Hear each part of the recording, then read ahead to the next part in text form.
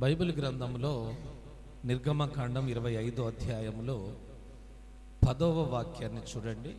25:10 వారు తుమ్మకర్రతో ఒక మందసము చేయవలెను అని దేవుడు మోసేతో మాట్లాడతాడు. మందసము అంటే ఏమిటి? మందసములో ఏమేమి ఉంటాయి? అప్పుడుండే మందసానికి ఇప్పుడు మనం ఆరాధిస్తున్న యేసు ప్రభు వారికి గల తేడాలు ఏమిటి? మందసము గొప్పదా, యేసు ప్రభు వారు గొప్పవారా అనే విషయాలు ఈ మధ్యాహ్నమున మీతో పంచుకోవడానికి నేను ఇష్టపడుతూ ఉన్నాను. పూర్వకాలమందు ఇశ్రాయేలీలు ఐగుప్తు దేశంలో నుండి అరణ్యములో ప్రయాణం చేస్తున్న ఆ రోజుల్లో, ఆ దినాల్లో దేవుడు మోసేతో మాట్లాడి ప్రత్యక్షపు గుడారాలను వేయించాడు. అంటే దేవుని మందిరాలు లెక్క, దేవుని మందిరాలు అవి ఆ రోజుల్లో దేవుని మందిరాలు. ఇప్పుడు మనకంటూ దేవుడు ఒక చక్కటి బిల్డింగ్ని ఇచ్చాడు, మంచి మందిరాన్ని దేవుడు మనకిచ్చారు. కాబట్టి ఆయనకే మహిమ కలుగును గాక. ఈ మంచి మందిరాన్ని బట్టి మనం రెండు చేతులెత్తి స్తోత్రం చెబుదాం. ఈ మంచి మందిరంలో దేవుడు మన ప్రార్థన ఆలకించి, దేవుడు మనకు కావలసిన దానికంటే ఆ దేవుడు మనకు అధికముగా దయచేసి మనకు తోడయుండి ముందుకు నడిపించును గాక. హల్లెలూయా, హల్లెలూయా. పూర్వకాలమందు ప్రత్యక్షపు గుడారాలు అనేవి ఉండేవని చెప్పాను కదా. ఈ ప్రత్యక్షపు గుడారాలు తెరలతో చేసేవాళ్ళు. తెరలతో అంటే క్లాత్, గుడ్డతో తెరలు చేసి వాటితో మందిరాన్ని నిలబెట్టేవాళ్ళు. వాళ్ళు స్టాండర్డ్ అయిన మందిరాన్ని అరణ్యంలో ఉన్నప్పుడు ఎందుకు కట్టలేకపోయారంటే వారికి స్థిరమైన నివాసాలు లేవు. ఇక్కడ కొన్ని రోజులు ఉంటారు, అక్కడ కొన్ని రోజులు ఉంటారు, ఇంకొక చోట కొన్ని రోజులు, ఇంకొక చోట కొన్ని రోజులు, ఇలాగున వారి జీవితం ఇలా సాగిపోతూ ఉండేది. 40 సంవత్సరాలు వారు అరణ్యంలో నడిచారు కదూ. అంటే వారికి ఇంకా స్థిరమైన నివాసం ఏర్పడలా. కాబట్టి ప్రస్తుతానికి తెరలతో మందిరాన్ని ఏర్పాటు చేయండి అని దేవుడు సెలవిస్తే, దేవుడు చెబితే, దేవుడు చెప్పినట్టుగా మందిరాన్ని ఏర్పాటు చేశారు. పూర్వకాలమందున మందిరాలు ఎలా ఉండేవి అంటే 3 భాగాలుగా ఉండేవి. ఒకటి ఆవరణం, రెండవది పరిశుద్ధ స్థలం, మూడవది అతి పరిశుద్ధ స్థలం. ఎన్ని భాగాలుగా ఉండేవని చెప్పాను? 3 భాగాలు. 1వ భాగము ఆవరణము, 2వ భాగము పరిశుద్ధ స్థలము, 3వ భాగము అతి పరిశుద్ధ స్థలం. ఆవరణము అంటే ప్రజలు అక్కడ దాకే రావాలి. ప్రజలు పరిశుద్ధ స్థలములోనికి కానీ అతి పరిశుద్ధ స్థలములోనికి కానీ వెళ్ళడానికి వీలు లేదు. దేవుడు అవకాశం ఇవ్వాల. ప్రజలు ఆవరణములో దాకే రావాలి. ఆవరణంలో దాకా వచ్చి బలి చెల్లించి వెళ్ళిపోవాలి. వారి సమస్యలేదో, వారి కష్టమేంటో ఆనాటి యాజకులకు, ఆనాటి సేవకులకు చెప్పుకొని వారి చేత ప్రార్థన చేయించుకొని అక్కడి నుండి వెళ్ళిపోవాలి. పరిశుద్ధ స్థలంలోనికి మరి ఎవరు రావాలి అంటే యాజకులు మాత్రమే రావాలి. రోజు యాజకులు పరిశుద్ధ స్థలంలోనికి వచ్చి వారు చేయాల్సిన యాజక మర్యాద, యాజక ధర్మములన్నీ జరిగించాల్సినటువంటి అవసరం ఉండేది. ఇంకొక భాగం, 3వ భాగం అతి పరిశుద్ధ స్థలం అని ఉంది కదా. ఈ అతి పరిశుద్ధ స్థలం గురించి ఏమిటి, దాంట్లో ఏముంటుంది అంటే, అతి పరిశుద్ధ స్థలములో సంవత్సరానికి ఒకసారి మాత్రమే ప్రధాన యాజకుడు వెళ్ళాలి. ఎవరు పడితే వాళ్ళు వెళ్ళడానికి వీలు లేదు. ప్రతిరోజు కూడా వెళ్ళడానికి వీలు లేదు. సంవత్సరానికి ఒకసారి ప్రధాన యాజకుడు, ఒక 10 మంది యాజకులు ఉంటే వారిలో ముఖ్యులు ఉంటారు కదా, ఆ ముఖ్యుడైనటువంటి యాజకుడు వెళ్ళాలి. పరిశుద్ధ స్థలానికి అతి పరిశుద్ధ స్థలానికి మధ్యలో ఒక తెర ఉండేది. ఆ తెర లోపలి భాగాన అతి పరిశుద్ధ స్థలంలో మందసము అనేది ఉండేది. మందసము అంటే ఒక పెట్టె లాంటిది, ఒక పెట్టె లాంటిది ఉండేది మందసము. అతి పరిశుద్ధ స్థలంలో దానిని ఉండాలి అన్నాడు దేవుడు, దాన్ని ఉంచాలి అన్నాడు దేవుడు. మందసాన్ని తుమ్మకర్రతో చేయాలన్నాడు దేవుడు. ఆ మందసాన్ని తుమ్మకర్రతో చేసి బంగారు రేకును పొదిగించాలని చెప్పాడు దేవుడు. బంగారు రేకును పొదిగించాలి అని చెప్పాడు. అలాగనే పైన బంగారముతో కరుణాపీఠాన్ని, అంటే ఆ మందసాన్ని క్లోజ్ చేసేదాన్ని కరుణాపీఠము అంటారు, కరుణాపీఠమును చేయాలి అన్నాడు. ఆ కరుణాపీఠం మీద 2 దూతలు ఒకరికొకరు ఎదురుగా నిలబడి ఉన్న దూతలను చేయాలి అన్నాడు. దాన్ని కరుణాపీఠము అంటారు. ఆ కరుణాపీఠములో నుండి నేను మీతో మాట్లాడుతానని ఆనాటి ఇశ్రాయేలీలతో దేవుడు సెలవిచ్చినటువంటి మాటలున్నాయి. అయితే ప్రియులరా, ఇలాగున మందసము అతి పరిశుద్ధ స్థలములో ఉండేది. అతి పరిశుద్ధ స్థలంలో మందసం ఉండేది. తుమ్మకరతో చేయబడి బంగారు రేకు పొదిగింపబడి మందసం ఉండేది. ఒక వస్తువులాగా, ఒక పెట్టెలాగా ఉండేది. అది సంవత్సరానికి ఒకసారి ప్రధాన యాజకుడు మాత్రమే చూడాలి. ఎవరు పడితే వారు చూచేదానికి, అక్కడికి వెళ్ళేదానికి వీలు లేదు.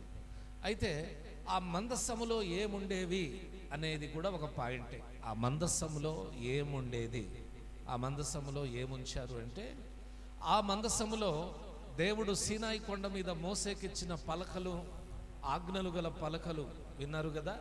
10 ఆజ్ఞలను 2 పలకల మీద రాసిచ్చాడు కదా దేవుడు. ఆ ఆజ్ఞలు గల పలకలు ఉండేవి ఆ మందసములో. అలాగుననే అదే మందసములో చిగురించిన అహరోను కర్ర ఉండేది. అహరోను కర్ర ఏంటి, అహరోను కర్ర చిగురించడం ఏంటి అని అంటారేమో, మీరు అడుగుతారేమో. మీరు అడగకపోయినా చెప్పే బాధ్యత ఉంది కాబట్టి చెప్తున్నాను. చూడండి, సంఖ్యాకాండం 17వ అధ్యాయంలో దేవుడు మోసేకు ఒక పని చెప్తాడు. ఆ పని ఏమిటంటే, ఇశ్రాయేలీయులలో గోత్రానికి 1 చొప్పున, ఇశ్రాయేలీయులు మొత్తం 12 గోత్రికులు కదా, 12 గోత్రాల వారి దగ్గర ఒక్కొక్క కర్రను తీసుకో. అంటే గోత్రానికి ఒక కర్ర, 12 గోత్రాల వారికి 12 కర్రలు తీసుకో. ఆ కర్రల మీద వాళ్ళ పేర్లు రాయి. ఇదిగో ఇది రూబేను గోత్రం, ఇది సిమియోను గోత్రం, ఇది లేవి గోత్రం, ఇది యూదా గోత్రం అని ఆ కర్రల మీద వారి పేర్లు రాయమన్నాడు దేవుడు. అలాగుననే లేవి గోత్రీయుల దగ్గర, లేవి గోత్రము విషయానికి వస్తే అహరోను కర్రను తీసుకోమన్నాడు. ఆ కర్ర మీద అహరోను పేరు రాయమన్నాడు. ఇలాగున 12 కర్రలను తీసుకొని, ఆ రోజుల్లో ప్రత్యక్షపు గుడారం ఉండేది కదా, ఆ ప్రత్యక్షపు గుడారములో ఆ మందసము ఎదుట ఉంచమన్నాడు దేవుడు. మోసే 12 గోత్రికుల యొద్ద 12 కర్రలను తీసుకొని, ఆ కర్రల మీద వారి పేర్లు రాసి, ఆ మందసము ఎదుట ఆ కర్రలను పెట్టి వెళ్ళిపోయాడు.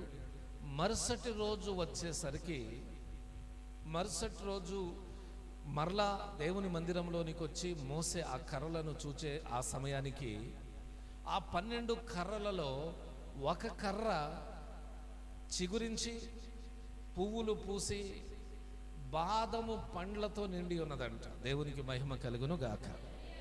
12 కర్రలలో ఒక కర్ర బాదము పండ్లతో నిండి ఉంది.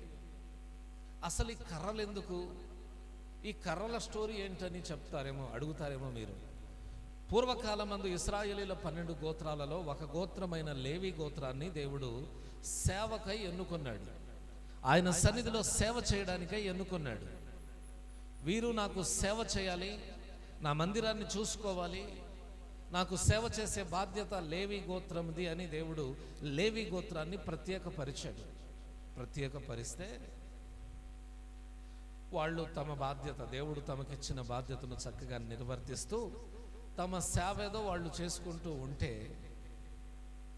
వారికి విరోధంగా, లేవి గోత్రానికి విరోధంగా, అహరోనుకు విరోధంగా చాలామంది మాట్లాడడం ప్రారంభించారు.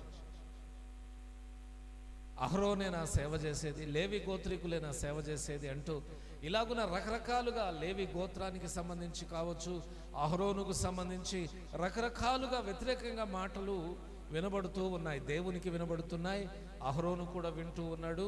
ఇలాగున మాట్లాడే వాళ్ళు ఉన్నారు. ఇశ్రాయేలీలు అందరూ అహరోనుకు సపోర్టుగా ఉన్నారని లేదు, అతనికి విరోధంగా మాట్లాడినట్టుగా కూడా ఇక్కడ బైబిల్లో మనం చూస్తూ ఉన్నాం. అయితే అహరోనుకు విరోధంగా దేవుడు మనుషులు మాట్లాడుతున్న మాటలన్నీ విని వీళ్ళ సణుగులన్నీ మానపాలని, నేను ఎవరిని ఎన్నుకుంటున్నానో, నేను ఎవరిని ప్రత్యేకపరుచుకుంటున్నానో నా సేవ చేయడానికి, నేను ఎవరిని ఏ గోత్రాన్ని ఎన్నుకుంటున్నానో వాళ్ళ కర్ర చిగురించి ఉంటుంది, వాళ్ళ కర్ర చిగురించి ఉంటుంది. కాబట్టి ఇశ్రాయేలీలలో 12 గోత్రాలు ఉన్నాయి కాబట్టి 12 గోత్రాలకు 12 కర్రలను తీసుకొని వాటి పేర్లు రాసి ఆయా కర్రల మీద వారి వారి పేర్లు రాసి నా సన్నిధిలో ఉంచమన్నాడు దేవుడు. మోసే అలానే చేశాడు. అలానే చేస్తే అహరోను కర్ర చిగురించి ఉంది. దీనిని బట్టి మోసే ఏమని ప్రకటించాడు అంటే, ఇశ్రాయేలీయులారా, మోసేకు విరోధంగా అహరోనుకు విరోధంగా సణుగుకొనుచున్న ఇశ్రాయేలీయులారా, ఆయనను సేవించే బాధ్యత, ఆ పని దేవుడు లేవి గోత్రానికే ఇచ్చాడు. ఇదిగో అహరోను కర్ర చిగురించి ఉన్నది. దీనిని బట్టి ఎవరి కర్ర చిగురించి ఉంటుందో ఆ గోత్రికులను దేవుడు ఎన్నుకున్నట్టు అన్న ఆ మాటలను బట్టి అహరోను కర్ర చిగురించి ఉన్నది కనుక లేవి గోత్రికులు దేవుని సేవ చెయ్యాలి అన్నట్టుగా ఆ రోజున దేవుడు వాళ్ళందరి నోళ్లను మూయించాడు. సణగే వారి నోళ్లను మూయించడం జరిగింది. ఈ రీతిగా దేవుడు ఏం చేశాడంటే, అందరి నోళ్లు మూయించడానికి ఎండిపోయిన అహరోను కర్రను చిగురింపచేసి బాదము పండ్లతో నింపాడు. హల్లెలూయా. ఎండిపోయిన ఎముకలను చిగురింప చేయగలడు ఆయన. ఎండిపోయిన కర్రను చిగురింప చేయగలడు. ఎండిపోయిన మన జీవితాలను కూడా చిగురింప చేయగలడు ఆయన. హల్లెలూయా. ఎండిపోయిన మన పరిస్థితులను కూడా చిగురింప చేయగలడు. మూయబడిన మన దారులను తెరవగలడు ఆయన. మనకు అసాధ్యమైన వాటినన్నిటిని సాధ్యపరచగలడు ఆయన. మన దేవునికి అసాధ్యమైనది ఏమైనా ఉందా? ఏమీ లేదండి. మనం నమ్మితే, మనం విశ్వసిస్తే, మనం అడుగు వాటికంటే, ఊహించు వాటికంటే అధికమైన, అత్యధికమైన కార్యాలు చేయుటకు మన ప్రభు సమర్థుడైన దేవుడు. ఈ విషయాన్ని మనం దృష్టిలో ఉంచాల్సిన వారమై ఉన్నాం. హల్లెలూయా. ఆ మందసములో అహరోను కర్ర, ఇలాగున చిగురించిన కర్ర ఉండేది. అహరోను కర్ర యేసు ప్రభు వారి పునరుద్ధానానికి సాదృశ్యం. బాగా ఎండిపోయిన అహరోను కర్ర దేవుని సన్నిధిలో ఎలా పెట్టబడిందో, మన ప్రభు అయిన యేసుక్రీస్తు వారు కూడా చనిపోయిన తరువాత, సిలువలో ప్రాణం పెట్టిన తరువాత ఆయన శరీరాన్ని సిలువ మీద నుండి దింపి సమాధిలో ఉంచారు. అహరోను కర్ర ఎలా చిగురించిందో, మన ప్రభు అయిన యేసుక్రీస్తు వారు సమాధిని గెలిచి, మరణాన్ని గెలిచి, పునరుద్ధానులై సజీవంగా తిరిగి లేచారు. దేవునికి మహిమ కలుగునుగాక. మరణాన్ని గెలిచి సజీవంగా తిరిగి లేచిన వారు ఇంకెవరైనా భూమి మీద ఉన్నారా? ఈ భూమి మీద ఎవరి సమాధి అయినా ఖాళీగా ఉందా? లేదండి. ఒక్క యేసు ప్రభు వారి సమాధి మాత్రమే ఖాళీగా ఉంది. అందరి సమాధులు మూయబడి ఉన్నాయి. అందరి సమాధులు మూయబడి ఉన్నాయి. కానీ యేసు ప్రభు వారి సమాధి ఖాళీగా ఉంది. ఇది అహరోను కర్ర యేసు ప్రభు వారి పునరుద్ధానానికి సదృశ్యంగా ఉంది. యేసు ప్రభు వారు పునరుద్ధానుడై ఎలా తిరిగి లేచాడో, మన ప్రభు అయిన యేసుక్రీస్తు వారు మనల్ని కూడా పునరుద్ధాన శక్తితో నింపి, మనం చనిపోయినా మనల్ని తిరిగి లేపుతాడు. దేవునికి మహిమ కలుగునుగాక. మనం చనిపోయినా మనలను తిరిగి లేపుతాడు ఆయన. దేవుని పిల్లలమైన మనకున్నటువంటి గొప్ప అడ్వాంటేజ్, గొప్ప ధన్యత అది. ఈ శరీరం మట్టిలో కలిసిపోతుంది. దేవుడు మహిమ శరీరాలతో లేపుతాడు. ఆయనను నమ్ముకొని, బాప్తిస్మము పొందుకొని, ఆయనను సేవించి, ఆయన ఎదుట నమ్మకమైన సాక్షులుగా బ్రతికి ఎవరు చనిపోయినా వారందరినీ దేవుడు పునరుద్ధాన శక్తితో నింపి తిరిగి లేపుతాడు. ఓకే. తర్వాత ఆ మందసములో మన్నాగల పాత్ర ఉండేది. మన్నాగల పాత్ర. మన్నా అంటే ఒక ఆహారపు వస్తువు అని చెప్పవచ్చు. ఇప్పుడు మనం తినడానికి బియ్యం వండుకుంటున్నాం, దాని మీద కూర చేసుకుంటాం. కాకపోతే రొట్టెలు చేసుకుంటాం, దాని మీద కూర చేసుకుంటాం. ఇలాగున ఏదో ఒకటి తిని బ్రతకాల్సిందే కదా. ఆ రోజుల్లో ఇశ్రాయేలీలు అరణ్యంలో నడుచుకుంటున్నప్పుడు వాళ్ళ దగ్గర వాళ్ళు తెచ్చుకున్న గోధుమలు, ధనధాన్యాలు, అంటే వాళ్ళకున్నటువంటి ఆహారపు వస్తువులన్నీ అయిపోయాయి. తినడానికి ఏమీ లేని పరిస్థితికి వెళ్ళిపోయారు. తినడానికి ఏమీ లేని పరిస్థితికి వెళ్ళిపోతే, మాకు తినడానికి ఏమీ లేదు, ఆకలితో చంపేయడానికి తీసుకొచ్చావా మోసే అని ఇశ్రాయేలీలందరూ మోసే మీద సణిగారు. ఆ టైంలో మోసే దేవునికి ప్రార్థన చేసి, దేవుని దగ్గర జవాబును పొందుకున్నాడు. ఆ జవాబు ఏంటంటే, దేవుడు అన్నాడు, నేను మన్నాను కురిపిస్తాను. ప్రతి కుటుంబీకులు ఉదయాన్నే లేచి తమ పాత్రలలో మన్నాను నింపాలి, దానినే తిని ముందుకు సాగాలి అన్నట్టుగా దేవుడు మాట్లాడాడు. అలాగున ఇశ్రాయేలీయుల కొరకు దేవుడు మన్నాను కురిపించాడు ఆకాశంలో నుండి. దేవదూతలు తినే ఆహారం అని బైబిల్లో చెప్పబడి ఉన్నది. ఇలాగున ఇశ్రాయేలీయులు 40 సంవత్సరాలు ఏం చేశారంటే ఆకాశం నుండి కురిసిన మన్నాను తిని బ్రతికారు. ఆ మన్నా గల పాత్ర మందసములో ఉండేది. మందసములో ఆజ్ఞలు గల 2 పలకలు, చిగురించిన అహరోను కర్ర, మూడవది మన్నా గల పాత్ర. ఈ 3 వస్తువులు లోపల పెట్టి ఆ మందసాన్ని క్లోజ్ చేసి ఆ మందసాన్ని అతి పరిశుద్ధ స్థలములో ఉంచారు. మందిరం మొత్తానికి హైలైట్ అతి పరిశుద్ధ స్థలం మందసం.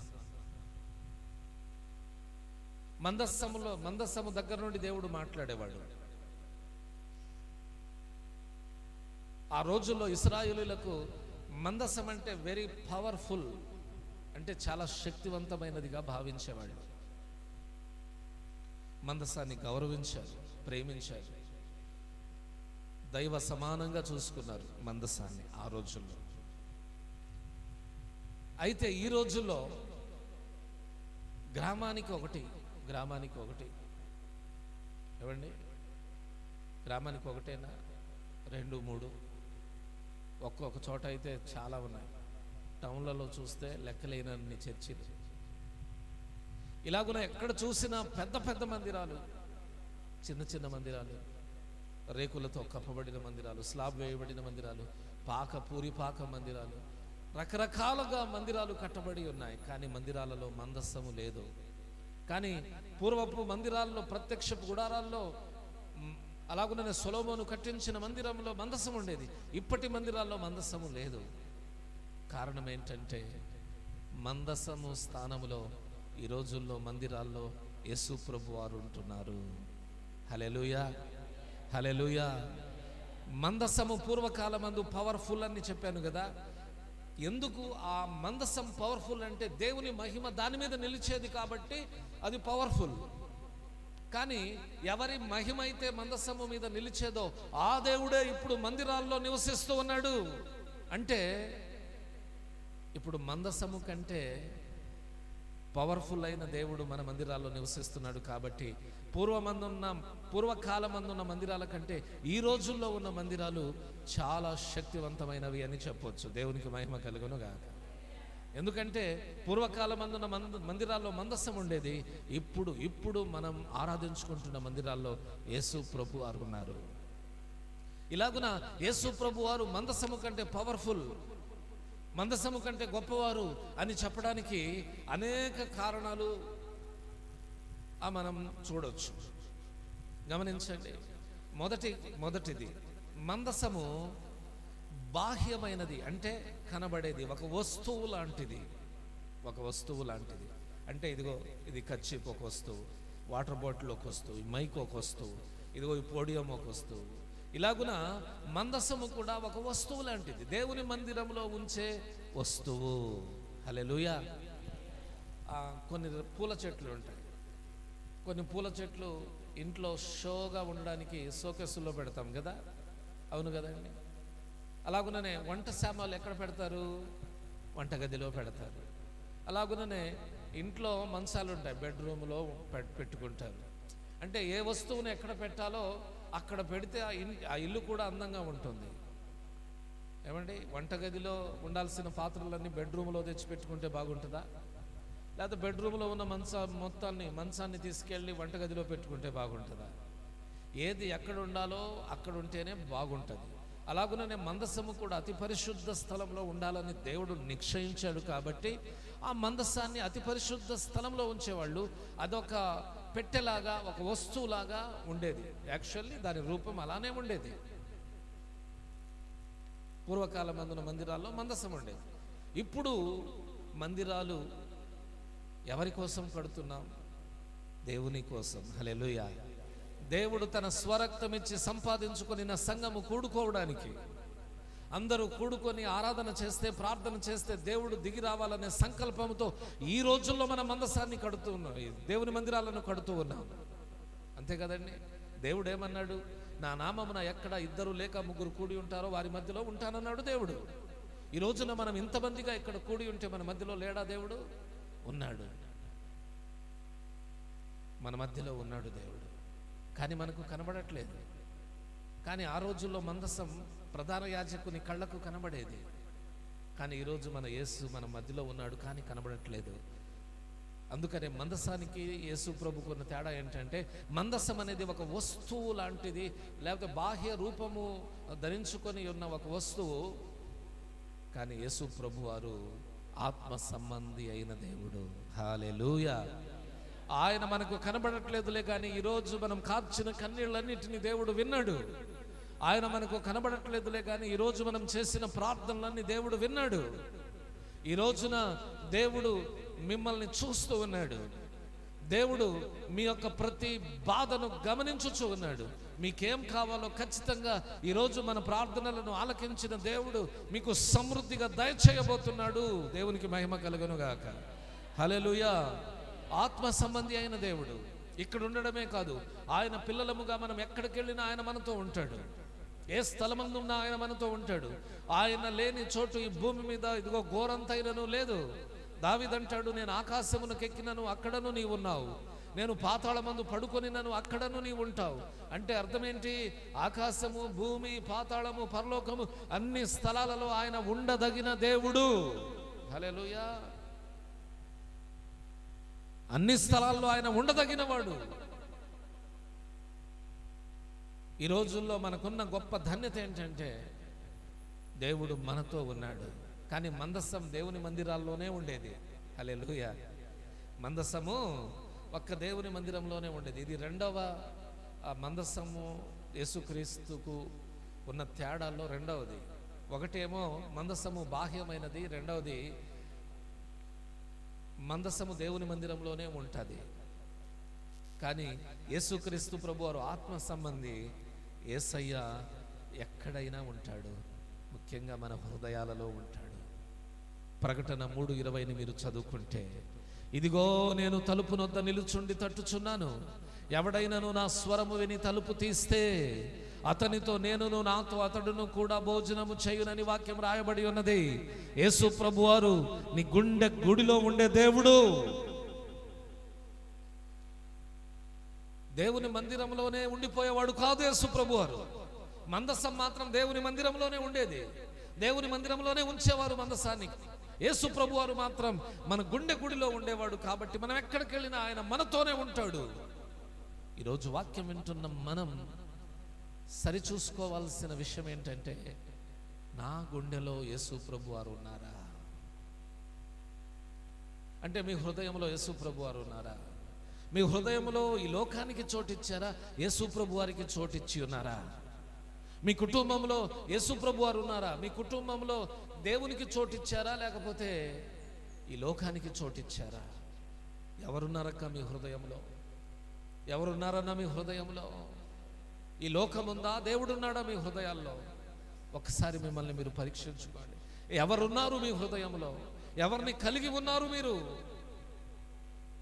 ఆత్మ సంబంధి అయిన దేవుణ్ణా, హృదయాలలో నివసించే దేవుణ్ణా, లేకపోతే ఈ లోకాన్న? మన దేవుడు హృదయాలలో నివసించే దేవుడు. కానీ మందసమేమో దేవుని మందిరంలోనే ఉంటుంది. అంటే మందసం కంటే మన దేవుడు బెస్ట్ కదా. హల్లెలూయా. గట్టిగా చెప్పండి హల్లెలూయా. మందసం దేవుని మందిరంలోనే ఉండేది. పూర్వకాలమందు ఇశ్రాయేలీయులకు ఏ అవసరం వచ్చినా, ఏ బాధ కలిగినా, ఏ సమస్య వచ్చినా ఇశ్రాయేలీయులందరూ దేవుని మందిరానికి వెళ్ళి అక్కడ యాజకునితో చెప్పుకునేవాళ్ళు. కానీ ఇప్పుడు ఏమైంది? యేసయ్య మన హృదయాల్లోనికి వచ్చేసాడు. అంటే మనకు ఏదైనా కష్టం కలిగిందా, ఏదైనా శ్రమ వచ్చిందా, బాధ కలిగిందా, ఆ టైంలో మనం ఇంట్లోనికి వెళ్ళి తలుపులు వేసుకొని మోకరించి 2 చేతులను పైకెత్తి ప్రార్థన చేస్తే అక్కడి నుండి దేవుడు ప్రార్థన వింటాడు. హల్లెలూయా. ప్రతి చిన్న విషయానికి మనం దేవుని మందిరం దాకా పరిగెత్తే అవసరం లేదు. ఆదివారాన అలాగుననే సంఘ క్రమాల్లో తప్పకుండా నమ్మకంగా దేవుని మందిరంలో మనం కలుసుకొని ప్రార్థన చేస్తూ మిగతా విషయాలలో, మిగతా సమయాలలో దేవుని దగ్గరే ఉంటూ, దేవుని దగ్గర అంటే ఇంటి దగ్గరే ఉంటూ, ఇంటి దగ్గర ప్రార్థన చేసుకొని దేవుని దీవెనలను పొందుకొనవచ్చు. దేవునికి మహిమ కలుగును గాక. అంటే మందసము కంటే మన దేవుడు ఎంతో పవర్ఫుల్ అన్నమాట, ఎంతో శక్తివంతుడని చెప్పవచ్చు. ఆ రోజుల్లో ఇశ్రాయేలీయులకు లేని ధన్యత మనకిచ్చాడు దేవుడు. ఆ రోజుల్లో ఇశ్రాయేలీయులకు లేని ధన్యత, ఇశ్రాయేలీయులు ఆవరణంలో నుండి వెళ్ళిపోయేవాళ్ళు, పరిశుద్ధ స్థలంలోనికి వచ్చేవాళ్ళు కాదు, అతి పరిశుద్ధ స్థలంలోనికి వెళ్ళేవాళ్ళు కాదు. యాజకులు, ప్రధాన యాజకులే వాళ్ళ సమయాన్ని బట్టి పరిశుద్ధ స్థలంలోనికి, అతి పరిశుద్ధ స్థలంలోనికి వెళ్ళాలి. కానీ యేసు ప్రభు వారు సిలువలో చనిపోయినప్పుడు దేవాలయంలో పరిశుద్ధ స్థలానికి, అతి పరిశుద్ధ స్థలానికి అడ్డుగా ఉన్న ఆ తెరను చింపివేసి మనమందరం ఆయన సన్నిధిలో ప్రవేశించే ధన్యతనిచ్చాడు. ఇందును బట్టి 2 చేతులెత్తి స్తోత్రం చెప్తాం.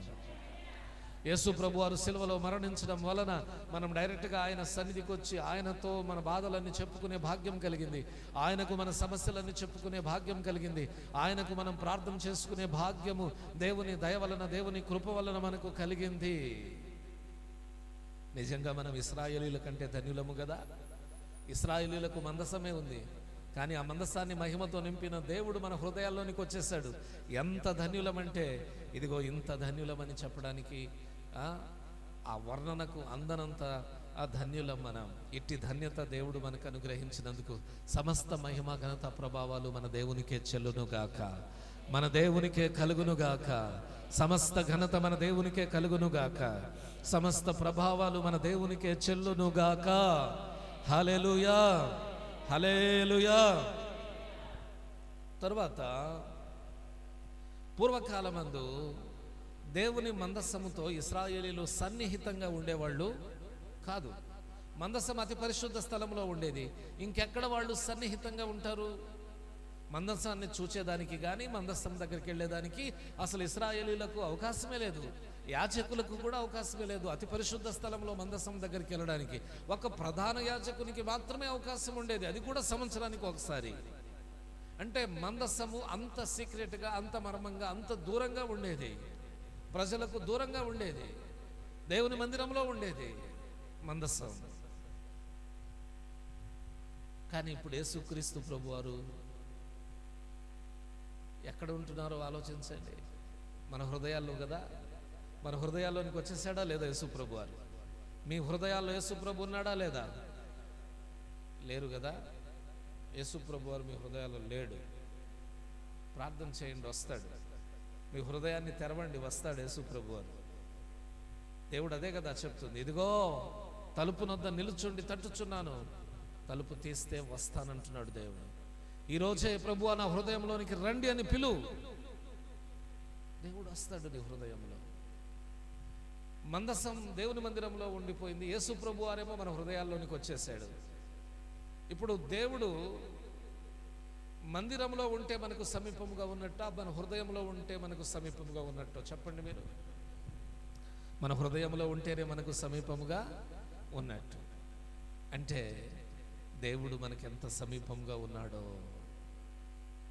అలాగుననే దేవుడు ఎంత స్నేహంగా ఉంటాడో చెప్పనా మనతో ఒక మంచి స్నేహితునిగా ఉంటాడు. అబ్రహామును గూర్చి దేవుడు అంటాడు, నా స్నేహితుడైన అబ్రహాము సంతానమా, నా స్నేహితుడైన అబ్రహాము సంతానమా అని ఇశ్రాయేలీయులను పిలుస్తాడు దేవుడు. అబ్రహాము దేవునితో స్నేహం చేశాడు. అబ్రహాము దేవుణ్ణి నమ్మాడు. అబ్రహాము దేవుణ్ణి నమ్మాడు. అబ్రహాము దేవునితో స్నేహం చేయడానికి ముందుకొచ్చాడు. కాబట్టి దేవుడు కూడా అబ్రహాముతో స్నేహం చేశాడు. మనం కూడా దేవునితో స్నేహ సంబంధం కలిగి ఉండాలి. మనం కూడా ప్రభువును నమ్మాలి. ప్రభువు మనకు స్నేహితుడని మనం భావించాలి. నాకెవ్వరూ స్నేహితులు లేకపోయినా ప్రభు నాకు స్నేహితునిగా ఉన్నాడండి అని మనం గ్రహించాలి. ఈ లోకంలో నాకెవ్వరూ లేరని నువ్వు బాధపడొద్దు. దేవుడు నీకున్నాడు. యేసు ప్రభు అనే స్నేహితుడు నీకున్నాడు. యేసు ప్రభు అనే మంచి కాపరి నీకున్నాడు. యేసు ప్రభు అనే ప్రధాన యాజకుడు మనకున్నాడు.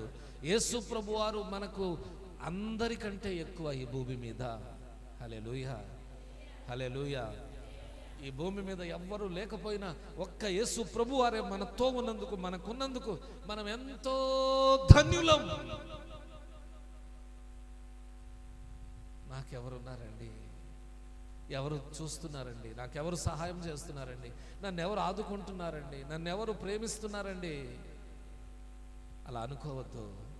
నేను ప్రేమించే దేవుడు నీకున్నాడు, నిన్ను ఆదరించే దేవుడు నీకున్నాడు, నీకు అండగా నిలిచే దేవుడు నీకున్నాడు, నీకు జయమిచ్చే దేవుడు నీకున్నాడు. అందరూ మరిచిన ఆయన మరువడు, అందరూ విడిచిన ఆయన విడువడు. ఆయనతో నువ్వు స్నేహభావముతో కలిసి ముందుకు సాగొచ్చండి. హల్లెలూయా, హల్లెలూయా. ఆయనతో నువ్వు స్నేహం చేయొచ్చు. హల్లెలూయా. అవునండి. కానీ మందసంతో ఇశ్రాయేలీయులంత స్నేహంగా లేరు. యాజకులు మాత్రమే మందసాన్ని మోసేవాళ్ళు. దేవుని మందిరంలోనే ఉండేది మందసం. అందుకనే ఆనాటి ఇశ్రాయేలీయుల కంటే ఈనాటి యేసయ్య బిడ్డలముగా మనం ఆయన భక్తులముగా మనం ధన్యులం. ఆయన ప్రియమైన పిల్లలముగా మనము ఎంతో ధన్యులం. ఆయనను అబ్బా తండ్రి అని మొరపెట్టే ఆ గొప్ప భాగ్యం, ఆ గొప్ప ధన్యత ప్రభు యేసుక్రీస్తు వారు మనకు అనుగ్రహించినందుకు ఆయనకే సమస్త మహిమ కలుగునుగాక. ఆయనకే సమస్త మహిమ చెల్లునుగాక. హల్లెలూయా, హల్లెలూయా. ఇంకొకటి ఏంటి, మందసానికి యేసు ప్రభుకున్న గొప్ప వ్యత్యాసం ఏంటంటే, మందసం ఒక వస్తువు లాంటిదని చెప్పాను కదా, ఒక కనబడేది బాహ్య రూపమైనది కదా. అయితే ఆ మందసాన్ని ఎవరైనా తీసుకెళ్లేదానికి అవకాశం ఉంది. ఇప్పుడు ఇది వచ్చే ఈ కచ్చిప్ ఉంది, ఎవరైనా తీసుకెళ్ళొచ్చు ఇక్కడ పడి ఉంటే కదండి. ఒకసారి హైదరాబాద్ వెళ్ళాను నేను. దాదాపుగా ఆ పెద్ద సిటీకి వెళ్ళడం మనకు అప్పుడప్పుడే ఎప్పుడో ఒకసారి అవకాశం వస్తుంది. వెళ్ళి అక్కడ సిటీ బస్సు ఎక్కాను వేరే చోటికి వెళ్ళడానికి. సిటీ బస్సు ఎక్కి ప్రయాణం చేస్తున్నాను. సిటీ బస్సులో ఫుల్గా జనాలు ఉన్నారు. ఆ జేబులో సెల్ ఫోన్ ఉంది. అప్పుడప్పుడే టచ్ ఫోన్లు వస్తున్నాయి. అందరి చేతుల్లో టచ్ ఫోన్లు లేవు, చిన్న ఫోన్లు ఉండేవి. అప్పుడప్పుడే టచ్ ఫోన్లు వస్తున్నాయి, టచ్ స్క్రీన్ ఫోన్లు వస్తున్నాయి. టచ్ స్క్రీన్ ఫోన్ ఉంది నా దగ్గర. బస్సు ఎక్కగానే ఆ జన సమూహాన్ని చూచి నాకు అనిపించింది, ఎవరైనా సెల్ ఫోన్ కొట్టేసే అవకాశం ఉందని అనిపించింది. పైన ఉన్న ఆ సెల్ ఫోన్ను తీసి కింద ప్యాంట్ జేబులో పెట్టుకున్నాను. పైన ఉంటే ఈజీగా ఎవరో ఒకళ్ళు తీసుకుంటారులే అని ప్యాంట్ జేబులో పెట్టాను. అలా ప్రయాణం చేస్తున్నాను. కొంతసేపటికి సెల్ ఉందో లేదో అని ప్యాంట్ జేబుని చూస్తే ప్యాంట్ జేబులో నుండి కూడా సెల్ కొట్టేశారు. చూసారా? ఇప్పుడు వస్తువును కాచుకొని ఉంటారు. ఈ లోకంలో నీతిమంతులు ఉన్నారు, దొంగలు ఉన్నారు, మంచివారు ఉన్నారు, చెడ్డవారు ఉన్నారు. వెలుగులో నడుచుకుంటున్న వాళ్ళు ఉన్నారు, చీకట్లో నడుచుకుంటున్న వాళ్ళు ఉన్నారు. రకరకాల మనుషులు ఉన్నారు. మనుషులందరూ ఒకేలాగా ఉంటారని ఎలా చెప్పగలం? అందరూ నాలాగే ఉండలేరు, అందరూ మీలాగే ఉండలేరు కదండి. కొట్టేశారు ఫోన్. దొంగతనం అయిపోయింది. వస్తువు కాబట్టి దొంగతనం చేసి తీసుకెళ్ళిపోయారు. తర్వాత దేవుని గొప్ప కృప ఏంటంటే, హైదరాబాద్లో పోగొట్టుకొనబడిన ఆ సెల్లు మరలా నా చేతికి వచ్చింది. దేవునికి మహిమ కలుగునుగా. దేవుడు ఆ నిక్షయముగా నీవు నీ కష్టార్జితాన్ని అనుభవిస్తావు అనేటటువంటి ఆ వాక్యము చొప్పున అంత పెద్ద సిటీలో మిస్ అయిన ఫోన్ మరలా చేతికి రావడానికి కృప చూపాడు. ఏమైందో చెప్పనా? ఆ సెల్ ఫోన్లో అప్పుడు జియోని అనే కంపెనీ ఉండేది. ఆ సెల్ ఫోన్లో ఒక ఆప్షన్ ఉండేది. ఆప్షన్ ఏంటంటే యాంటీ థెఫ్ట్ ఆప్షన్. అంటే ఎవరైనా దొంగతనము చేస్తే, నీ సెల్ ఫోన్ ఎవరైనా దొంగతనం చేసుకుంటే దేనికి మెసేజ్ పంపించాలి అనేటటువంటి ఒక ఆప్షన్ ఉండేది. దాంట్లో యాంటీ థెఫ్ట్ అనే ఆప్షన్ ఉండేది. నేను ఆ ఆప్షన్లో నా మొబైల్ నెంబర్ లింక్ చేసి ఉన్నాను. నా దగ్గర దొంగతనం చేసిన వాడు ఏం చేశాడంటే, మొబైల్ షాప్లోకి వెళ్ళి అమ్మాడు. సెకండ్ హ్యాండ్స్ మొబైల్ కొనేవాళ్ళు ఉంటారు కదా, వాళ్ళకి వెళ్ళి అమ్మాడు. వాళ్ళ దగ్గర నుండి కొన్ని రోజులకు ఎవరో నాలాంటి కస్టమర్ వెళ్ళి కొన్నాడు. తక్కువలో మంచి ఫోన్ వచ్చిందని సంబరపడిపోయి ఆ ఫోన్ పార్ట్స్ అన్ని విప్పి సిమ్ పెట్టి మొబైల్ ఆన్ చేసిన వెంటనే సుయ్ అని మెసేజ్ నా సెల్లుకి వచ్చింది. నీ సెల్లులో ఇదిగో ఈ నెంబర్ గల సిమ్ ఉంది, ఈ సిమ్ పెట్టారని మెసేజ్ వచ్చింది. నేను కూడా ఎప్పుడైనా ఆ సెల్లో సిమ్ పెడతారు, నాకు మెసేజ్ వచ్చిందనే ఆలోచనతోనే ఎదురు చూస్తూ ఉన్నాను. మెసేజ్ వచ్చింది. అమ్మయ్య, సెల్ దొరికిందనే నమ్మకం నాకు వచ్చేసింది. దేవుడు పోగొట్టుకొనబడిన సెల్ ఇచ్చేస్తున్నాడని నమ్మకం కలిగి వెంటనే అస్సలు ఆలస్యమే చేయాల. ఆ నెంబర్ రావడం, వెంటనే ఫోన్ చేయడం. అన్నా, నీ దగ్గర ఉన్న సెల్ నాదన్నా. హైదరాబాద్లో ఈ మధ్య ఒక వారం క్రితం నేను హైదరాబాద్కి వస్తే, దాదాపు ఇదంతా జరగడానికి ఒక 10 రోజులు టైం పట్టింది. సిటీ బస్సులో నా జేబులో నుండి ఎవరో కొట్టేశారు. అది నీ చేతికి వచ్చింది. ఎలా వచ్చిందో నాకు తెలియదు.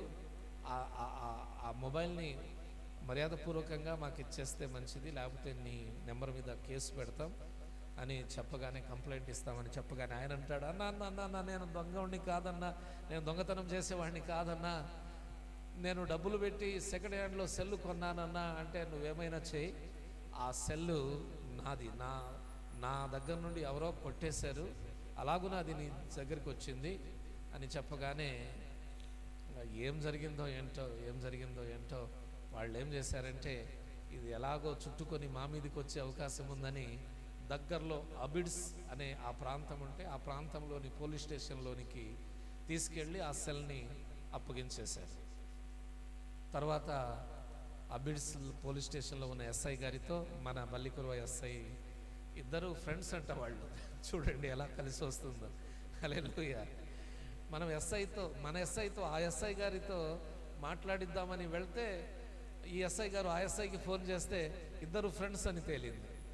ఇలాగున ఇద్దరు మాట్లాడుకుంటే హైదరాబాద్లో ఉన్న మన అబ్బాయిని ఒకడిని అక్కడికి పంపించాం, స్టేషన్కి పంపిస్తే వాళ్ళు సంతకం తీసుకొని ఆ సెల్ ఫోన్ మనకి హ్యాండ్ ఓవర్ చేశారు. అక్కడి నుండి ఆ అబ్బాయి మనకు కొరియర్ చేస్తే అది నా చేతికి వచ్చింది. దేవునికి మహిమ కలుగును గాక.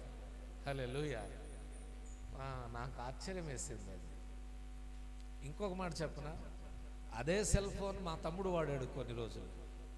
వాడు కూడా హైదరాబాద్లోనే ఉండేవాడు.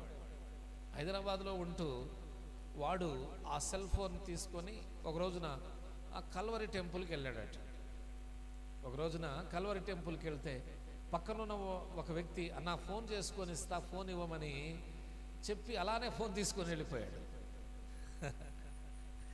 అతను ఏమాత్రం ఆలస్యం చేయకుండా మా తమ్ముడి సిమ్ తీసి పడేసి వెంటనే అతని 2 సిమ్ములు పెట్టాడు. ఆ 2 నెంబర్ల నుంచి నాకు మెసేజ్ వచ్చింది. నాకు అర్థమైంది, ఈరోజు ఎక్కడో సెల్లు పోగొట్టుకున్నాడు వీడు, ఆ సెల్లు ఎవరో తీసుకున్నారు అని ఫోన్ చేసి నేను ఫోన్ చేశాను. ఫోన్ చేసి చెప్తే వాడు కూడా, మా తమ్ముడు కూడా అక్కడ చర్చిలో కంప్లైంట్ ఇచ్చాడంట, ఇలా సెల్ మిస్ అయిందని. నేను కూడా ఫోన్ చేసి అతనికి చెప్పాను, ఇలా సెల్ మాది అంటే అతను ఏం చేశాడంటే అతను భయపడిపోయి మరలా చర్చిలో తెచ్చి అప్పగించాడు. మా తమ్ముడు వెళ్ళి తీసుకున్నాడు సెల్. 2 సార్లు అలా జరిగింది ఆ సెల్ విషయంలో. హల్లెలూయా. ఇలాగున మందసము కూడా ఒక వస్తువే. మందసము కూడా ఒక వస్తువే కదా, దాన్ని ఎవరైనా తీసుకెళ్లేదానికి అవకాశం ఉంది. అవునండి, నిజంగా మందసాన్ని తీసుకెళ్లిపోయారు ఫిలిస్తీన్లతో ఇశ్రాయేలీయులకు యుద్ధం జరిగింది. ఇశ్రాయేలీయులతో యుద్ధం జరిగిన మొదటి దినాన ఇశ్రాయేలీయులు 4,000 మంది చనిపోయారు. ఇలా లాభము లేదని ఇశ్రాయేలీయులు దేవుని మందిరంలో ఉన్న మందసాన్ని తీసుకొచ్చి యుద్ధ భూమిలో పెట్టుకొని యుద్ధానికి వెళ్తే, మందసం వారితో ఉన్నా కూడా దేవుడు ఇశ్రాయేలీయులకు విజయాన్ని ఇవ్వలేదు. ఇశ్రాయేలీయులలో దాదాపు 32,000 మంది చనిపోయారు. అలాగుననే 32,000 మంది చనిపోవడమే కాకుండా మందసాన్ని కూడా ఫిలిస్తీయులు తీసుకొని వెళ్ళిపోయారు. దేవునికి మహిమ కలుగునుగాక. మందస్సం అంటే వస్తువు, ఎవరైనా తీసుకెళ్లేదానికి అవకాశం ఉంది. ఇశ్రాయేలీలలో మందసం ఉంటే శత్రువులందరూ భయపడేవారు. మందసం గొప్ప శక్తి కలిగినది. ఈ మందసానికి కారకుడైనటువంటి దేవుడు ఇశ్రాయేలీయులకు సహాయం చేస్తాడు. మనం ఖచ్చితంగా ఓడిపోతామని ఇశ్రాయేలీయులను చూచి శత్రువులందరూ భయపడేవారు. ఇశ్రాయేలీలు ఎప్పుడైతే మందసాన్ని తెచ్చి తమ మధ్యలో పెట్టుకున్నారో అప్పుడు ఫిలిస్తీన్లు కూడా భయపడ్డారు. కానీ ఫిలిస్తీన్లు అదే పై చేయి అయింది. అక్కడ ఆ మందసాన్ని కూడా ఫిలిస్తీన్లు తీసుకొని వెళ్ళిపోయి తమ దేవత గుడిలో పెట్టారు. అదొక పెద్ద చరిత్ర. కానీ మన దేవుణ్ణి మన యొద్ద నుండి ఎవరైనా దూరము చేయగలరా? మన దేవుణ్ణి ఎవరైనా దొంగతనం చేసి తీసుకెళ్ళగలరా? హల్లెలూయా. అంటే ఇశ్రాయేలీల కంటే మనం ధన్యులమంటారా కాదంటారా? ఇశ్రాయేలీలకు లేని ధన్యత మనకు ఉందంటారా లేదంటారా? ఇశ్రాయేలీల మధ్యలో ఉన్న మందసం ఫిలిస్తీన్లు తీసుకెళ్ళిపోయారు. కానీ మన ప్రభువును మన యొద్ద నుండి ఎవ్వరూ వేరు చేయలేరు. రోమాపత్రిక 8:37, 38, 39 వచనాలు మీరు చదువుకుంటే ఈ లోకంలో ఉన్న దేవుని ప్రేమ నుండి మనలను ఎడబాపు చేయలేదంట, ఎడబాపలేదంట. దేవుని ప్రేమ నుండి మనలను దూరము చేయలేదంట. ఎవరు చాడి చెప్పినా దేవుడు మనతో దూరం అవడు. ఎవరు ఎన్ని వేషాలు వేసినా దేవుడు మనతో దూరము అవడు. ఎవరు ఏమి చేసినా దేవుణ్ణి మన యొద్ద నుండి దూరము చేయలేరు. దేవునితో మనకున్న బంధం అలాంటిది. దేవుడు అలాగున మనతో పెనవేసుకొని ఉన్నాడు. అలాంటి అనురాగము అనుబంధము కలిగిన దేవుడు మన దేవుడు. ఆయనను మనము నమ్మాము అంటే, మనల్ని ఆయన నమ్మాడంటే ఆయన మనల్ని విడిచిపోడు. ఆయనను నమ్మిన మనలను ఆయన విడిచిపోడు. ఆయన మనల్ని నమ్మితే ఎట్టి పరిస్థితులైన ఆయన మనలను విడిచిపెట్టడు. దేవునికి మహిమ కలుగును గాక. గుర్తుపెట్టుకోండి, ఎవ్వరు దేవుని ప్రేమ నుండి నిన్ను నన్ను ఎడబాపు చేయలేరు. ఎవ్వరు దేవుని ప్రేమ నుండి నిన్ను నన్ను వేరుపరచ లేరు. మన దేవుని ప్రేమ నుండి మనల్ని ఎవ్వరు వేరుపరిచే వాళ్ళు అంత శక్తి సామర్థ్యాలు ఎవరికి లేవు. దేవుని ప్రేమ నుండి పాపము మనలను వేరుపరచాలని చూసింది. అందుకనే సాతానుడు వచ్చి ఆదాము అవ్వల చేత పాపము చేయించాడు. పాపము చేసినందువలన ఆదాము అవ్వలు ఏదైనా తోటలో నుండి బయటకు వచ్చారు, కానీ దేవుడు వారిని విడిచిపెట్టలా. అలాగున వారిని నడిపించి దేవుడు వారిని ఆదాము అవ్వలను ఆశీర్వదించి వారి ద్వారా ఈ సమస్త భూమిని నిండేటట్టు చేసి అందరి పాప క్షమాపణ నిమిత్తమై ప్రేమస్వరూపి అయిన దేవుడు 2000 సంవత్సరాల క్రితం ఈ లోకానికి వచ్చి లోకంలో ఉన్న మనందరి కొరకు ప్రాణం పెట్టాడు. దేవునికి మహిమ కలుగునుగాక. హల్లెలూయా. మనందరి కొరకు ఆయన ప్రాణం పెట్టాడు, రక్తాన్ని కార్చాడు. పాపం దేవుని యొద్ద నుండి మనల్ని దూరం చేయాలనుకుంది. ఆ పాపాన్ని కడిగి పడేశాడు తన రక్తంతో మన ప్రభువైన యేసుక్రీస్తు వారు. మరణం వచ్చింది పాపం చేయడం వల్ల. మరణము దేవుని యొద్ద నుండి మనల్ని దూరం చేయాలనుకుంది. ఆ మరణపు ములును విరిచి దేవుడు పునరుద్ధానుడై తిరిగి లేచి మనలను దేవునితో మంచి జీవితాన్ని అనుగ్రహించాడు. హల్లెలూయా. మన ప్రభు అయిన యేసుక్రీస్తు వారు ఎలా తిరిగి లేచారో ఆయనను విశ్వసించిన మనము కూడా పునరుద్ధానులముగా తిరిగి లేపబడతాం. హల్లెలూయా. మన దేవుడు మనల్ని కూడా పునరుద్ధాన శక్తితో తిరిగి లేపుటకు సమర్థుడు. హల్లెలూయా. అవునండి, దేవుని ప్రేమ నుండి మనల్ని ఏది ఎడబాపలేదు. కాబట్టి దేవుని యొద్ద నుండి నిన్ను ఎవ్వరు దూరము చేయలేరు. ఒకవేళ నీ తల్లి యొద్ద నుండి నీ తండ్రి యొద్ద నుండి అనేక పరిస్థితుల్లో నిన్ను దూరం చేయొచ్చు. భార్యగా నిన్ను నీ భర్త నుండి ఏదైనా ఒక పరిస్థితి దూరం చేయొచ్చు.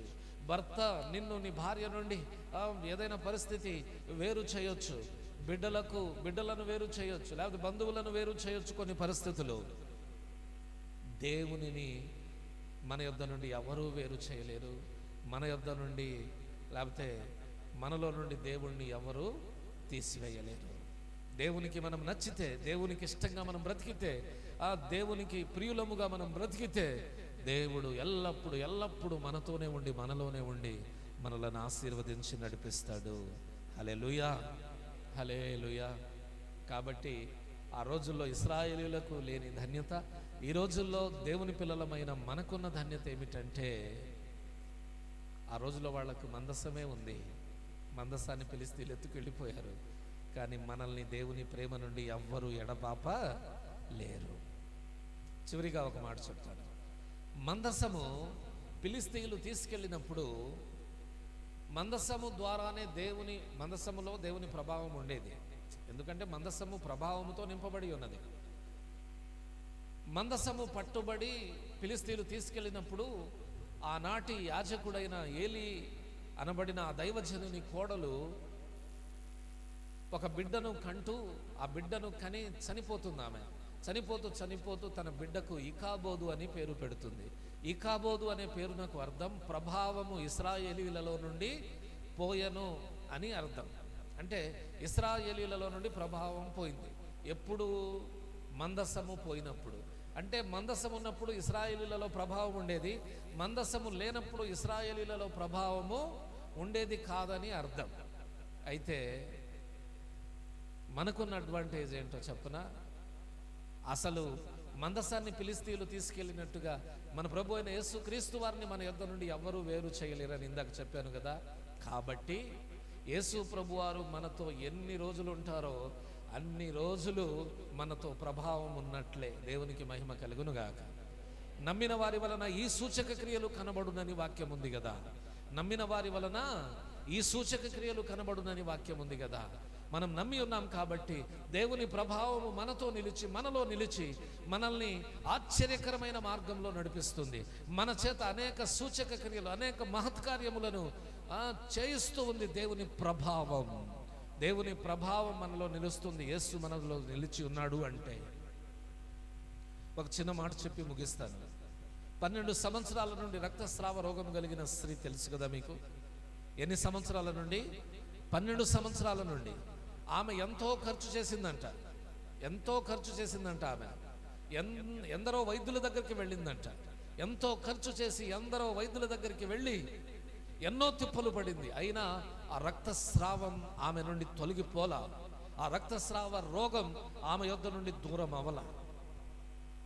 ఇంకా నా బ్రతుకింతే, ఈ రక్తస్రావంలోనే నేను చావాలి, నా చావు దీనిలోనే దేవుడు రాసిపెట్టి ఉన్నాడు, నన్నెవరు, దేవుడు అలా రాసిపెట్టి ఉండగా నన్నెవరు బాగు చేస్తారు అని ఆమె ఇంకా చాలిపోయి, ఇంకా ఆ రక్తస్రావ రోగంలోతోనే బాధపడుతూ కుమిలిపోతూ ఉండగా ఆమె యేసును గూర్చి విన్నది. యేసయ్య ఆ ఊరికి వచ్చినట్టు విన్నది. యేసును గూర్చి విని ఆ మాటల వలన విశ్వాసము కలిగి ఆమెలో విశ్వాసము కలిగింది. ఆమెలో విశ్వాసము కలిగి ఒక మాట అనుకుంది ఆమె, నేను ఆయన వస్త్రపు చెంగును ముట్టినా బాగుపడతాననుకొని బయలుదేరి జనసమూహములలో ఉన్న యేసుప్రభు వారి వస్త్రాన్ని ముట్టి ఆమెలో ఉన్న రక్తస్రావ రోగాన్ని పోగొట్టుకుంది. యేసుప్రభు వారు వెంటనే వెనక్కి తిరిగి, నన్ను ఎవరో ముట్టారు, నాలో నుండి ప్రభావం బయటకు వెళ్ళిందని చెప్పారు. చూసారండి, యేసు క్రీస్తు ప్రభు వారు ప్రభావము కలిగిన దేవుడు. మందసము ఇశ్రాయేలీయులకు దూరమైనట్టుగా యేసు ప్రభు వారిని మన యొద్ద నుండి ఎవరూ దూరము చేయలేరు. ఆయనలో ఉన్న ప్రభావాన్ని మన యొద్ద నుండి ఎవరూ దూరము చేయలేరు. యేసు ప్రభు వారు ఎల్లప్పుడూ మనతోనే ఉంటాడు. అలాగుననే ఆయనలో ఉన్న ప్రభావము ఎల్లప్పుడూ మనతోనే ఉంటుంది. కాబట్టి మనం భయపడవచ్చా? కాబట్టి మనం భయపడవచ్చా? భయపడేదానికి లేదు. హల్లెలూయా. మనం భయపడేదానికి లేదు. మనం ధైర్యంగా ఉండాలి. మనము మందసాన్ని కాదు నమ్మింది, మందసాన్ని మహిమతో నింపిన యేసయ్యను మనం నమ్ముకొని ఉన్నాం. మందసాన్ని బలముతో నింపిన యేసయ్యను మనం నమ్ముకున్నాం. కాబట్టి ఇశ్రాయేలీయుల కంటే మనం ధన్యులం. ఇశ్రాయేలీయుల కంటే అధికమైన అడ్వాంటేజ్ మనకుంది. ఏంటి అడ్వాంటేజ్ అంటే యేసు ప్రభువారు, యేసయ్య బిడ్డలముగా మనం మార్చబడినందుకు మనం సంతోషించాలి. యేసు రక్తంతో మనం కడగబడినందుకు సంతోషించాలి. యేసయ్య మనతో ఎల్లప్పుడూ ఉంటాడు కాబట్టి మనం సంతోషించాలి. యేసయ్య ఆత్మ పూర్ణుడై మనలో ఉంటాడు కాబట్టి మనం సంతోషించాలి. యేసయ్యను మన యొద్ద నుండి ఎవరు దూరము చేయలేరు కాబట్టి మనం సంతోషించాలి. యేసయ్య మనలను నిత్య జీవంలోనికి నడిపిస్తాడు కాబట్టి సంతోషించాలి. యేసయ్య మనలను పోషిస్తాడు కాబట్టి సంతోషించాలి. యేసయ్య మనకు జయమిస్తాడు కాబట్టి సంతోషించాలి. యేసయ్య మనకు కృపనిస్తాడు కాబట్టి మనం సంతోషించాలి. టోటల్గా యేసయ్య మనతో ఉంటాడు. ఆయన అసాధ్యుడైన దేవుడు కాబట్టి మనం సంతోషించాలి. ఆయన దేనినైనా చేయగలడు కాబట్టి సంతోషించాలి. ఉన్న వాటిని లేనట్టుగా, లేని వాటిని ఉన్నట్టుగా పిలిచే దేవుడు కాబట్టి మనం సంతోషించాలి. రాజుల హృదయాలను, అధికారుల హృదయాలను మార్చగలిగిన దేవుడు కాబట్టి సంతోషించాలి. రాజుల, అధికారుల హృదయాలలో దయ కలిగించే దేవుడు కాబట్టి మనము సంతోషించాలి. మనం ధన్యులమండి. యేసయ్యను మనము దేవునిగా కలిగి ఉన్నందుకు మనం ధన్యులమండి. ఆయన బిడ్డలుగా మనం జీవిస్తున్నందుకు ధన్యులండి. ఈ లోకంలో అనేకులకు లేని ధన్యత నీకు నాకిచ్చాడండి దేవుడు. నీకు నాకిచ్చాడు. ఏమీ లేకపోయినా మనం ధన్యులం. ఏమి లేకపోయిందో, ఏమి లేకుండా ఉన్నామో అవన్నీ మన దేవుడు మనకిచ్చుటకు సమర్థుడైన దేవుడు. కాబట్టి ధైర్యంగా బ్రతకండి, ప్రార్థన చేయండి, మీ అవసరాలన్నీ దేవునితో చెప్పండి, మీ విన్నపాలన్నీ దేవునితో చెప్పండి. మనం అడుగు వాటి కంటే, ఊహించు వాటి కంటే అధికముగా చేసే దేవుడు మన దేవుడైన యేసయ్య. కాబట్టి మందసము కంటే గొప్పవాడైన దేవుడు మనకి ఇక్కడ ఉన్నాడు. యోనా కంటే గొప్పవాడైన దేవుడు మన యేసు. సొలొమోను కంటే గొప్పవాడైన దేవుడు మన యేసయ్య. అన్నిటికంటే, భూమి మీదనున్న అన్నిటికంటే గొప్ప దేవుడు మన యేసయ్య. ఆ యేసయ్య బిడ్డలుగా నమ్మకంగా ఆయన కొరకు బ్రతుకుదాం. మరణము వరకు నమ్మకంగా బ్రతుకుదాం. మనుషులను సంతోషపెట్టకుండా, మనుషులను సంతోషపెట్టడమే జీవిత లక్ష్యంగా భావించకుండా ప్రభువును సంతోషపెడుతూ ప్రభు కృపలో వర్ధిల్లుదాం. అట్టి కృప దేవుడు మనకు దయచేయును గాక. దేవుడి మాటలను దీవించును గాక. ఆమేన్.